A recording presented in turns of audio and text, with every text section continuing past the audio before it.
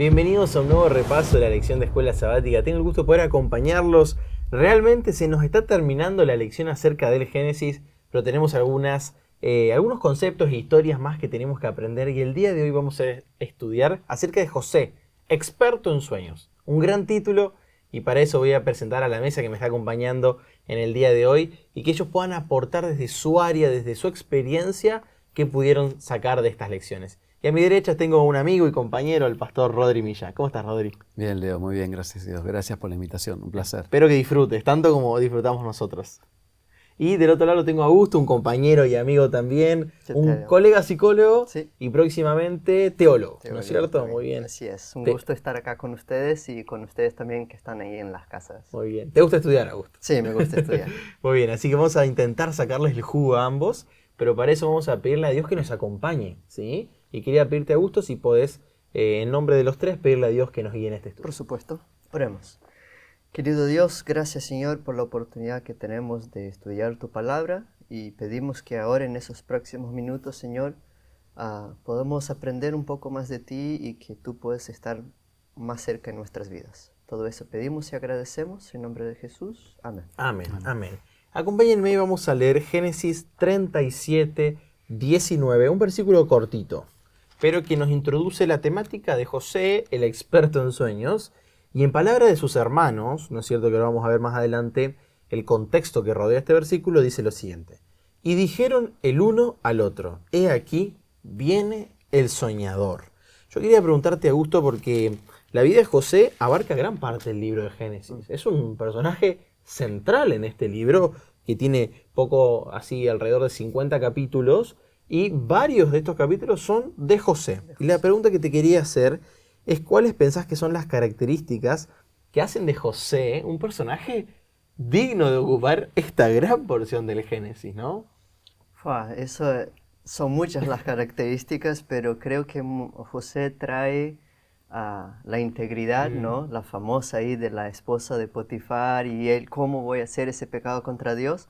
Él nos muestra una integridad muy fuerte y la consistencia también. Creo que además que todo, a dónde estaba, él servía a Dios, ¿no? En la prisión servía a Dios, como esclavo servía a Dios, como hijo servía a Dios.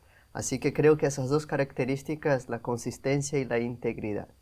Yo veo que los personajes que anteceden a José no son nada más ni nada menos que Abraham, Isaac, Jacob. Y sin duda en las semanas anteriores que hemos estudiado estos temas nos damos cuenta que algunos tuvieron grandes errores, ¿no? Pero parece que con el correr del tiempo y con el proceso, las generaciones también fueron creciendo en su acercamiento a Dios. Me gustó, vos dijiste integridad y consistencia, ¿no? Parece que de estos cuatro José fue de los más íntegros. Parece que sí. De los que se mantuvieron más del lado de Dios en cualquier circunstancia. Cuando vemos las otras historias, siempre hay algo que hizo mal acá, mal. Y José, por ahí, creerse ser el hijo mejor o qué sé yo. Pero eso fue lo peor que nos cuenta la Biblia, ¿no? Creo que sí, tuvo sus pecados, pero la historia es una historia más íntegra, así que me pareció muy, muy bueno traer eso. ¿Ustedes recuerdan lo que sueñan? A veces sí. Y a veces no. Y hay veces que yo siento que soñé algo, pero de repente me despierto y no me acuerdo. Claro. ¿Y a vos, Augusto? Algunas veces sí, algunas veces he creado ahí las mejores tesis y ya no, al despertar ya no. Ya no se recuerda. Pero sí, algunas veces sí. Sí. En mi experiencia casi nunca recuerdo, son pocas las que recuerdo, sueños quizás muy emotivos, muy fuertes, pero sí recuerdo muchas veces de haber estado ensoñando un poco hasta despierto, ¿no? Imaginando, proyectando. Pero acá, cuando leíamos el versículo central, parece que es despectivo, ¿no, Rodri, lo que se le dice? ¿Soñador? Sí, hay toda una situación donde a José se le pone este mote, ¿no? Este apodo del soñador, que de alguna manera es despectivo porque José viene condicionado, vamos a decir, por su padre, ¿sí? Acá en Génesis capítulo 37 aparece esta decisión del padre de quererlo y amarlo más que a los otros hermanos. Además, darle una túnica diferente. De príncipes. Exacto, de príncipes, ¿no? Con muchos colores, que recordemos que en aquella época no era común, ¿no? Conseguir colores, era caro, llevaba tiempo hacerlos. Y después de eso, además, José, de lo que dice acá el versículo 6 en adelante, tiene 2 sueños. Uno lo relata a sus hermanos, el de las gavillas, ¿no? Había una gavilla y 11, una centrada en el medio y las demás se inclinan hacia esa gavilla. Y después el sol, la luna y 11 estrellas, dice, ¿no? Que se inclinan hacia él, ¿no? Y interesante porque los hermanos reaccionan de una manera ya con celos, ¿no? Claro. Ya pensando, ¿qué estás queriendo decir? ¿Que vas a estar por encima de nosotros? Vos que sos el más pequeño, ¿no? Hay una primogenitura, antes Rubén era el primogénito y había toda una situación allí. Y su padre allí dice que meditaba todo esto en su corazón. Me hace acordar a la historia de María y Jesús, ¿no? Que dice también Lucas que María guardaba todo esto en su corazón, ¿sí? Todas situaciones delicadas, situaciones que tenían que ver con el futuro, declaraciones de Dios hacia con Jesús y ese también hacia con José. De paso vamos a ver al final de esta lección un poco la relación entre José, Daniel, Jesús. Pero qué interesante es que todas estas situaciones desde niño, ¿no? Recordemos que era un adolescente, un niño José, fueron condicionándolo para que hubiera un poco de adversidad, ¿no? Un poco de enojo, un poco de celos ahí de parte de sus hermanos, ¿sí? Pero ya vemos cómo de alguna manera José no solamente había sido elegido por su padre, sino también había sido elegido por Dios. Wow. ¿Sí? Recordamos que en la Biblia muy pocas personas son aquellas que pueden llegar a tener sueños o visiones, ¿no? Tenemos allí algunos textos nos informan acerca de eso, y José había sido elegido para eso. O sea que una gran característica, un gran don que Dios le había dado fue incluso un motivo para que se burlaran de él. Exacto. Y creo que eso nos puede pasar hoy en día, ¿no? Dones que Dios quiere que instrumentemos, el mundo puede tomarlos como motivo de chiste, de burla. Me hace pensar cuánto muchas veces reaccionamos a las cosas, ¿no? Y los hermanos de José, eran así, ¿no? Reaccionaron a esa envidia, al sentimiento negativo con la burla. Y cuántas veces nosotros hacemos lo mismo, ¿no? En vez de accionar, reaccionamos por nuestros sentimientos que ahí alimentamos, ¿no? De envidia o cualquier cosa. Y venimos de semanas de estudiar problemas familiares. Claro. Desde el comienzo, desde Abraham en adelante, vimos cómo hubo elementos muy disfuncionales en estas familias y acá había problemas entre los hermanos. Pero ahí nos encontramos con una historia tremenda, que es la historia de Judá y Tamar. Creo que, bueno, la lección no dice, pero para mí Tamar es como el paréntesis, en filosofía se dice el apogeo, ¿no? El paréntesis que hay, así como hay un paréntesis en el Egipto, ¿no? Por ahí hacer una analogía. El pueblo estuvo ahí en el Egipto todo ese tiempo. Claro. Y hay una historia, la historia de José sigue, y hay como un apogeo, un paréntesis, y parece que viene la historia de Tamar que no tiene nada que ver con lo que habíamos estudiado antes, ¿no? Después de toda esa historia de prostitución, de cambio de matrimonios y una cosa que no debería pasar, es interesante que ella después, allá en el Nuevo Testamento, es una de las primeras mencionadas en la genealogía de Jesús, ¿no? Así que me hace pensar en cómo Dios trabaja en nuestras vidas, aún haciendo cosas malas. Dios siempre encuentra una manera para glorificar su nombre, ¿no? Exacto. Yo cuando pienso en esa historia, ¿no? En la historia de Tamar, de Judá, yo creo que se puede hacer tranquilamente una miniserie, ¿no? Hoy que está tan común, ¿no? Hacer series, porque es impresionante, ¿no? O sea, se muere un esposo, se le muere el segundo, le prometen otro, no se lo dan, están allí esperando, de repente ella se hace pasar por prostituta, lo que decías, viene Judá, ¿no? Que de paso me parece que ya tenía sus malas costumbres Judá, Claro. ¿sí? Y ella toma, ¿no? Esos 2 objetos para quedarse con ellos, es acusada una vez que descubren que es embarazada, y después ella dice, miren, ¿saben qué? Yo estoy embarazada de aquel que es dueño de estos objetos, ¿no? Porque Judá apoya, ¿no? el asesinato de ella, ¿no? Claro. La ejecución de ellas. Y cuando le muestran a Judá se da cuenta que era lo de él, y ahí es como que toma conciencia y dice, qué mal que hice yo, Sí. ¿no? Yo soy el que estuve mal. Y había faltado su palabra. Había faltado su palabra, y no solamente eso, sino que la historia de Tamar me lleva a pensar en la historia de José. Porque José también sufrió injusticias, Tal cual. ¿no? José también tuvo que esperar mucho tiempo, ¿sí? Le negaron muchas cosas, pero finalmente fue reivindicado por Jehová. Y cerramos paréntesis, Sí. volvemos a la historia de José, que tiene Ujú. relación con lo que sucede en su Sí. familia, obviamente, porque estos mismos hermanos, así como Judá cometió injusticias, Sí. entiende su error, los hermanos deciden venderlo, no Sí. lo matan de milagro. Gracias a Rubén, que Sí, interviene. no lo matan de milagro. Sí, sí, sí, sí. Lo tiran a un pozo, Ujú. ven pasar una caravana de ismaelitas. Ujú. Ya vemos ahí también otra historia familiar, Sí. que ahora ya deriva en dos pueblos, ¿no es Exacto. cierto? Y lo venden, como si fuera una cosa, una Sí, un propiedad. objeto. Él termina en Egipto, ¿no es Sí. cierto? Vendido como un esclavo. A Potifar. Exacto, a Potifar. ¿Y cuál es el contexto de su vida en ese momento? Sí, es raro porque el capítulo 39 en un momento dice que Dios estaba con José. Pero parece una contradicción Claro. porque justo en el capítulo 39, o sea, hay una frase que dice, perdón, es muy común, pero dice que pasa de Guatemala a Guatepeor. Claro. ¿Sí? No, o sea, de ser vendido, Sí. ¿sí? Bueno, por lo menos está con Potifar y Potifar ve que tiene capacidades y lo pone como Claro. encargado. Pero después aparece la esposa de Potifar, ¿no? Y acá me gusta ver esto de las relaciones, ¿no? Había una situación de relación, hay una situación allí de la prenda, la importancia de la prenda. La prenda fue un conflicto porque se la dio su padre y generaba ese conflicto. Ahora, sus hermanos, cuando lo tomaron y dijeron, vení con nosotros al campo, le quitaron la prenda, ¿no? Es más, después la llenaron de sangre, la prepararon, ¿no? Inventaron una escena. Inventaron una escena, ¿sí? Y después se la llevaron al padre, mirá, acá seguramente esto es lo que encontramos de él, ¿no? Seguramente alguna fiera se lo comió. Ahora, cuando la esposa de Potifar, que está en el capítulo 39, esta historia, la esposa de Potifar, ¿no? Dice que asió de él su ropa, ¿no? Y José escapó, ella se quedó con la prenda. Claro. ¿Sí? Y después inventó toda una historia en relación con la prenda. ¿Sí? Y bueno, ahí José fue vendido y en este caso José encarcelado. Tal cual.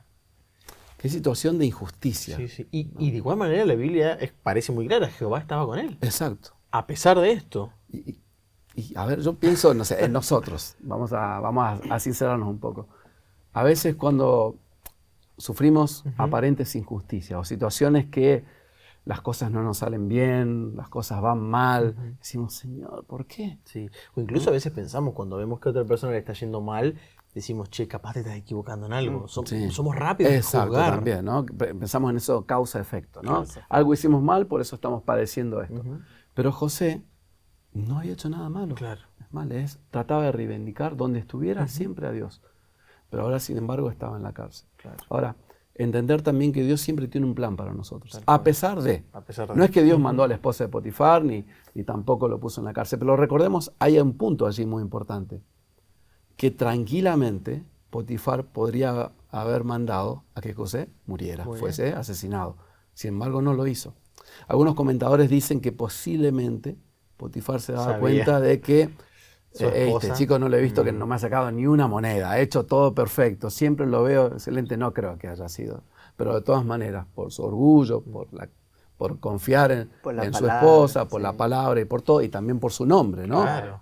Por su Lo nombre. social. Exacto, lo social. Decidió sacrificar a José, pero en la cárcel. Exacto, en la cárcel, ¿no? Y José pasa ni más ni menos que 13 años en la cárcel. Wow, no es poco, Sí, 13 años. No es así poco. que- Hace tiempo también en los anteriores repasos veníamos hablando de los silencios de Dios y parece que hay un silencio o un alejamiento de Dios. Pero en los capítulos 40 y 41, ahí aparece algo fantástico que Rodri mencionó al principio, que es José volviendo con este don de los sueños y revelando sueños de otros. O sea, ahora no era solo un Su ensoñador, sueño. sino que era un interpretador de sueños, ¿no? ¿Qué situación vive en torno a esto y cómo es que entra el faraón en escena? Bueno, él ahí está 13 años en esa, ¿no? En esa prisión y a mí me parece extraordinario porque aún en la prisión él encuentra cosas que hacer y empieza a trabajar, ¿no? A mostrar Y- que era diferente. Claro, y Elena de White dice que incluso el carcelero ya no se preocupaba. Dejaba ahí las llaves Todo con acá, José, ¿no? Y entonces me imagino que en la prisión él era una persona en que los otros lo miraban, ¿no? Entonces él pasó un día, me imagino yo, por el panadero y el copero, ¿no? Y estaban ahí tristes. Entonces le pregunta y ellos les revelan su sueño, ¿no? Y a mí me gusta porque ellos dicen, y no hay quien lo interprete, ¿no? Y esa frase como, no hay quien lo interprete. Entonces José, ¿qué dice? Bueno, yo tampoco puedo, pero hay un Dios que puede, ¿no? Esa es la frase, lo reivindica a Dios, trae a Dios. No soy yo, No es soy él. yo. Exacto. Nos hace pensar que aún en esos 13 años, si Dios lo hubiera abandonado, Él no abandonó a Dios, ¿no? Por eso pienso en la consistencia, ¿no? Wow. Exacto. Dios no lo abandonó, pero si en su cabeza, bueno, Dios me ha abandonado, yo tampoco, no voy a abandonar a Dios, Wow. ¿no? Y él dice, no, yo no puedo, pero Dios sí puede. Exacto. Y ahí interpreta el sueños y el copero dice, bueno, cuando esté ahí con el rey, me voy a acordar de vos, ¿no? Pero pasó un tiempo. Pasó un tiempito. Se olvidó. ¿No? Sí. Se olvidó y solo se fue a recordar cuando el faraón tiene un sueño y dice lo mismo. No hay quien lo interprete. lo interprete. O sea que Dios no se había olvidado de José, aunque los demás se habían olvidado de él. Así que eso es lindo, ¿no? Wow. Y entonces cuando escucha esa frase, me imagino que se prende la luz ahí en la cabeza del copero y se hace Dios, me imagino, ¿no? Acordate de mi hijo José, ¿no? Y entonces ahí, bueno, José explica, interpreta el sueño del faraón y el faraón los próximos 14 años, 13 pasó en la prisión, Sí. los próximos 14, 7 y 7. claro, 7 y 7, entonces es el gobernador de Egipto, ¿no? Por su capacidad de poder interpretar ese sueño, termina de la posición más baja de la sociedad a la más alta. Exacto. Él no podía ser faraón, entonces no había un escalón más arriba al cual él podía Sí, sí, llegar. sí. Pero sin embargo, Faraón le confía todo a él. Todo. Claro. Todo, Y él todo. lleva adelante una nación. Sí, sí. Por algo que también venía, de alguna manera, Dios trabajando en él desde niño, ¿no? Con esos sueños que él había tenido desde niño. Lo que decía Augusto, la integridad, Exacto. ¿no? Muy bien. Y todos esos años trabajando con Potifar, Ujú. después siendo el líder de la cárcel, ¿no? Elena dice que él tiene ahí adquiere las capacidades para ser el líder de Gestión y Exacto. administración. Claro. Carácter, ¿no? Y el carácter, su carácter pulido. Wow. Para después poder enfrentar a sus hermanos y sin enojos, ¿no? Sin rencores, poder sentarlos todos a la mesa, poder también con su padre, con todas las cosas que había vivido, poder perdonarlos y poder también salvarlos Tal de cual. alguna manera. Y para ir redondeando, Rodri, los últimos minutos de nuestro repaso que nos quedan, quería preguntarte en torno a esto que vos mencionaste, porque de alguna manera hay comparación entre José y Daniel. Los dos Sí, tuvieron sí, relación sí, con sí, los sí. sueños. Y parece que también hay una especie de relación con Jesús. ¿En qué aspecto podemos comparar a estos tres grandes personajes históricos y bueno, y a nuestro Dios a través de Jesús? Sí, sí, sí. Es interesante, porque hay varios aspectos, ¿no? Donde coinciden. En primer lugar, la Biblia menciona, y lo podemos sumar ahí a Enoc también, ¿no? Que caminó con Dios y no se menciona ningún pecado. Pero lo tenemos a José, íntegro, como vemos recién, lo tenemos a Daniel, íntegro, y tenemos a Jesús, que no cometió pecado, ¿no? Ahí tenemos, de alguna manera, algo que responde a los tres de la misma manera. Tenemos también, los tres de alguna manera fueron extranjeros en el lugar donde estaban, ¿no? Jesús como extranjero aquí en la tierra, lo dice la Biblia. Daniel como extranjero en Babilonia y José en Egipto, ¿sí? También no es raro notar esto de que José fue vendido por monedas, ¿no? Y lo mismo, de alguna manera, es un tipo y antitipo de lo que tiene que ver con Jesús, ¿sí? Que también fue vendido por monedas de plata. Lo tenemos también el tema de cómo ellos pueden ser testigos donde hay plena corrupción. Wow. ¿Sí? José, a pesar de, fue un testigo y se mantuvo fiel y llegó a ser el salvador de sus hermanos, de su familia y del pueblo de Israel. ¿Sí? Y de Egipto. Exacto. Y también de Egipto, aún de aquellos que... Aún en Egipto. Exacto, aún de aquellos que no creían en el Dios. Y les muestra a Dios que ese es el siguiente punto. Daniel también, ¿no? Obró salvación no solamente para su pueblo allí, sino también para aquellas personas en Babilonia. Y Jesús, nuestro Salvador, ¿no? Que vino a salvarnos a cada uno de nosotros. Es interesante también notar, y con esto quiero cerrar, de cómo nosotros podemos confiar, ¿sí? En la providencia de Jesús.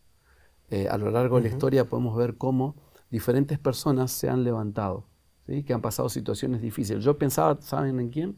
También en David. David fue ungido para ser rey y tuvo que esperar más de 10 años para poder llegar al rey, ¿no? Y estuvo escondido en cuevas, perseguido, muchas cosas pasó. Y dice la Biblia que David era un hombre conforme a su corazón. Sin embargo, también cometió pecados David. Dios tiene un plan para cada uno de nosotros. Amén. Y su plan se va a cumplir en cada uno de nosotros de acuerdo a su voluntad. Ni el lugar ni las circunstancias son excusas para que no podamos cumplir el plan que Dios tiene para nuestras vidas. Se nos fue el tiempo. Sí. Quería agradecerte, Rodri, por tus comentarios, por tus aportes. Sin placer. duda han sido una bendición. Y también, Luis, muchas gracias por acompañarnos una vez más. Y gracias a todos ustedes que nos acompañan semana tras semana y le invitamos a compartir para que más personas se puedan acercar a Dios y conocer el plan que Dios tiene para sus vidas. Que Dios los bendiga y nos encontramos la próxima semana.